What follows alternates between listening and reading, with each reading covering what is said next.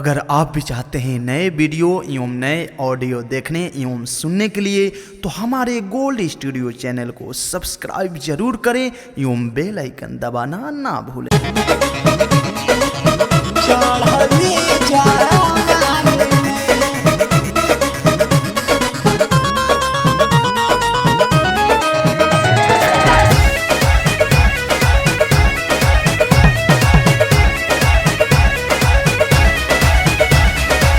नये नये भइल सदिया ये रजऊ देला तू जगह दरदिया ये रजऊ नये नये भइल सदिया ये रजऊ देला तू जगह दरदिया ये रजऊ बानी बड़ी परेशानी में मर्द के दर्द सह के पड़ी रानी हो पहिला उठानी में सुहाग के रतिया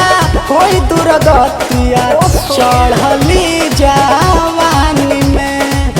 चढ़ली जवानी में चढ़ली जवानी में।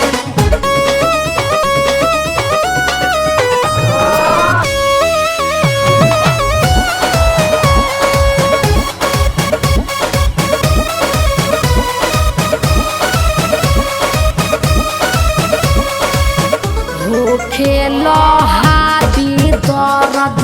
ना भितले उठेला देखी तो हरा के धनिया भीतर लावा फूटेला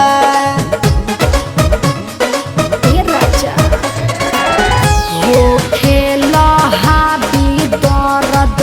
ना भितले उठेला देखी तो हरा के धनिया भीतर लावा फूटेला माथा हमार बाटे पागल ये पिया काहे बनी हमसे लागल ये पिया जाई ना सूते दलानी में ये राजा हटिया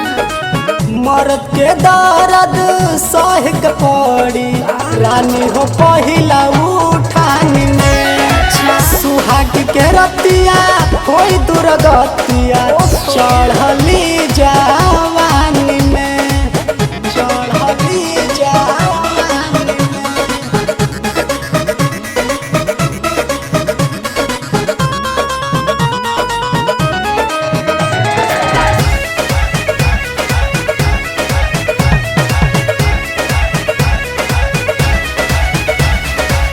नस दिहल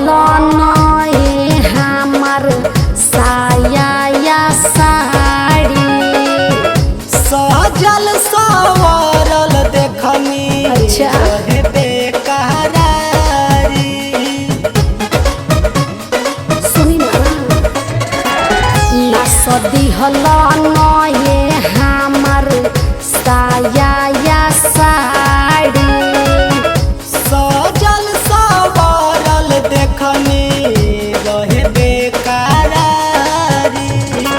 शुभ दयाल बात मान ये पिया ऐसे ना मोर धड़काव तुझिया संदीप देखली नादानी में अरे बात बुझी ना मर्द के दर्द सह के पड़ी रानी हो पहिला उठानी में सुहाग के रतिया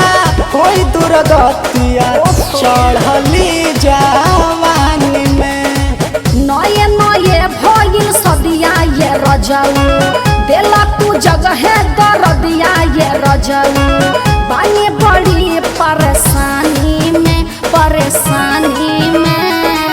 मर्द के दर्द सह के पड़ी रानी हो पहिला उठानी में सुहाग के रतिया कोई दुर्गतिया